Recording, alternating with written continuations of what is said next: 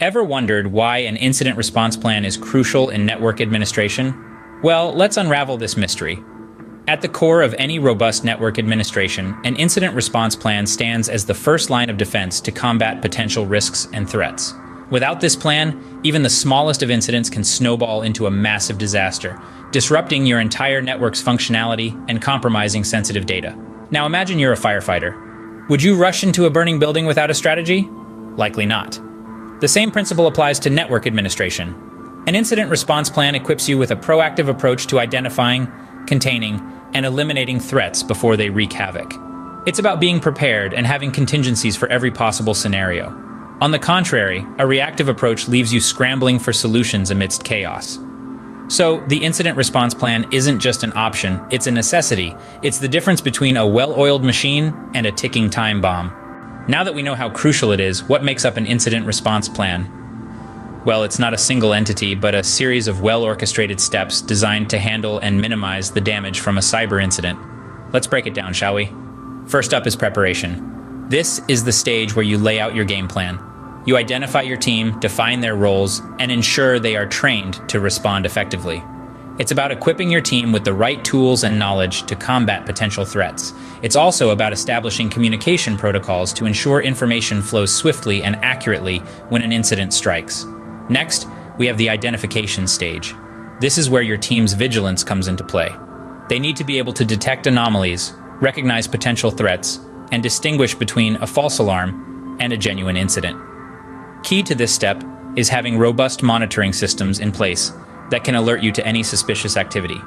Moving on, we have containment. Once an incident is identified, your team's immediate goal is to limit its spread.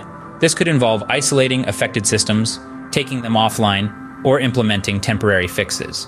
The idea is to prevent the threat from escalating while you work on a more permanent solution. Following containment is the eradication stage. Here, the focus shifts to removing the threat from your systems completely.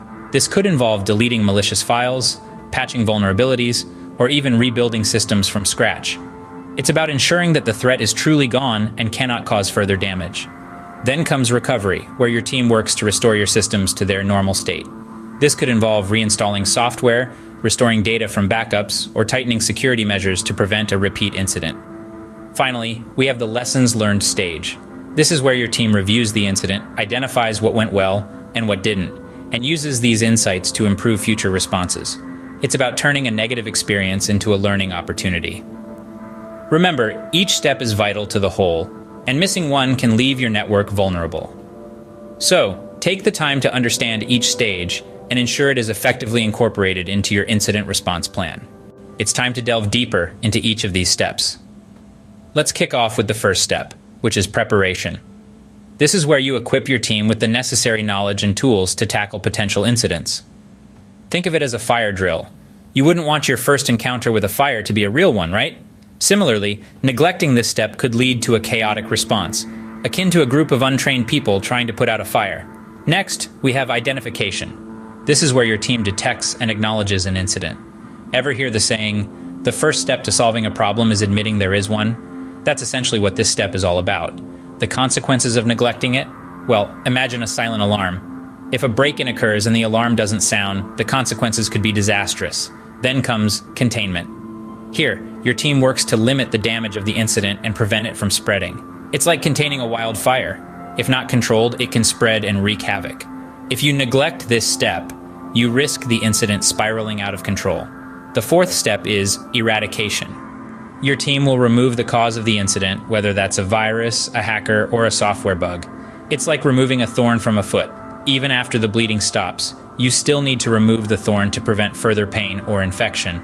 Neglect this step, and you're simply setting yourself up for a repeat of the incident. Our penultimate step is recovery. This is where you restore systems and processes back to their normal function. It's the phase where a city rebuilds after a natural disaster. If you skip this step, your systems may never return to their full functionality, like a city left in ruins. Finally, we have lessons learned. This is the step where you analyze the incident and your response to it to improve future responses. It's akin to a football team reviewing a match to improve their strategy. Neglect this, and you're doomed to repeat the same mistakes. Each step, when executed correctly, strengthens your network's defenses against potential threats. Before we wrap up, let's consolidate what we've learned about incident response plans. An incident response plan is more than just a blueprint for handling cybersecurity threats. It's a proactive strategy to defend your network, safeguard your data, and ensure your operations continue smoothly, even in the face of adversity. Without a robust plan in place, your network is like a fortress without a defense strategy, vulnerable and exposed. Let's revisit the building blocks of an incident response plan. It all begins with preparation. This includes identifying potential threats, understanding your network's vulnerabilities, and ensuring that your team is ready to respond effectively. It's the equivalent of knowing your enemy and preparing your defenses. Next, we have detection and analysis. This is where you use various tools and techniques to identify any suspicious activities or anomalies in your network.